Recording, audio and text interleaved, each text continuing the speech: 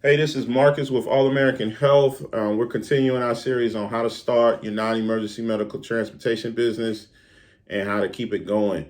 The last session that I had, I talked about increasing your mileage rates, your rates per mile after your load fee, and I pointed out to you a number that you should be shooting for inside your industry. You have to understand a lot of your NEMT brokers, they're going down on their rates. They're not going up.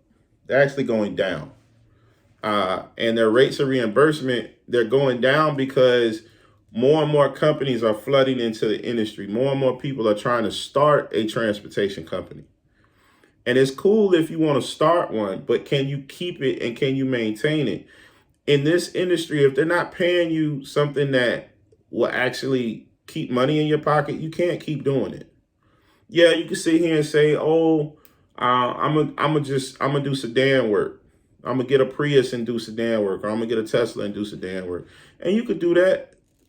But Uber and Lyft are in this industry now, and if you lie to yourself and say they're not, just Google Uber, Lyft, Medicaid transportation. They're already in the industry, and they're beta testing wheelchair transportation in certain cities.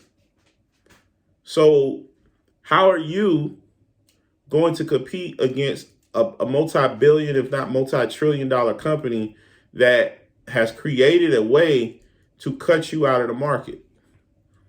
Uber and Lyft are companies that come strictly for small businesses.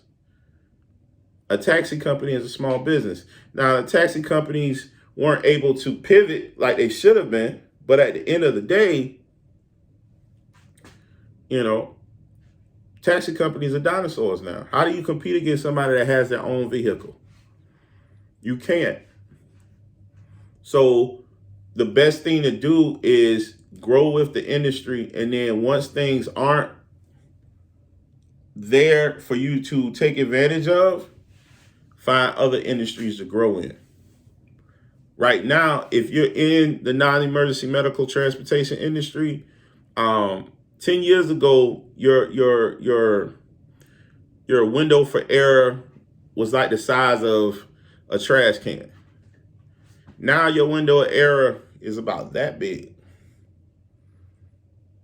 That's the window you have to be in to make sure you're running a profitable company. And if you're not in that window, man, you're waiting on the inevitable to happen. And that's for somebody else that has a better understanding of running a transportation company, that's probably had a consultation with me, that understands what's changing in the industry and how to make adjustments and changes on your own. You gotta be in a position where you're constantly growing. If you're not growing, you're dying. It's one of the two. It can't be both. And you can't stay stagnant, because the longer you're out there running your vehicles, you're just going to run them into the ground. They're going to break down and you're going to be out of business because you're actually not making money because you went down on your rates instead of going up. So you want to keep that in mind. Your rates need to grow with the cost of doing business.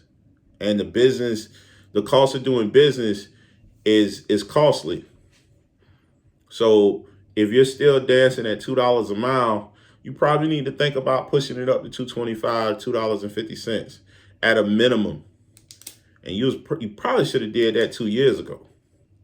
There was a company in the state of Florida that had a very large contract with a very large health plan. They were paying their wheelchair drivers $15 a load, $1.50 a mile. How do you make money doing that? And somebody was doing the work. Somebody had to do the work. You had people doing it at $15 load, $1.50 a mile. And then you had companies like me that said, we'll do it, but we're not doing it at that rate. My rates were a little higher than that.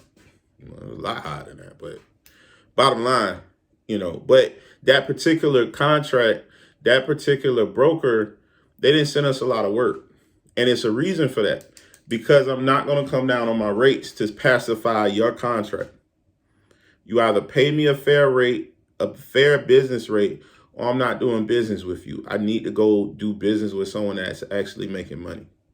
And that's okay. Like, everyone's not going to want to, work something out with you that works and benefits everyone, all parties included. Hopefully this has been helpful. Take care.